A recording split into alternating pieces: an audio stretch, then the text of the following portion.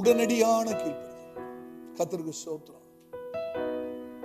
பேர்சேபாவிலேயே ஈசாக்கு Abraham இருதயத்திலே மரித்து விட்டார். அங்கேயே ஒப்பு கொடுத்துட்டார். நம்ம நினைக்கிறோம் மோரியா மலையில தான் ஒப்பு கொடுத்தாரு. இல்ல இல்ல, பேர்சேபாவில ஒப்பு கொடுத்தார். அங்கேயே இருதயத்திலே ஈசாக்கு மரித்து விட்டார். ஆபிரகாம் ஈசாக்க ஒப்பு கொடுத்தான்னு போட்டிருக்கு. ஆனா உண்மையா ஆபிரகாம் எதங்க ஒப்பு கொடுத்தாரு? ஆபிரகாம் உண்மையாக எதை பலியா செலுத்தினார்? முதலாவது தன்னுடைய எதிர்காலத்தை பலியாக செலுத்தினார்.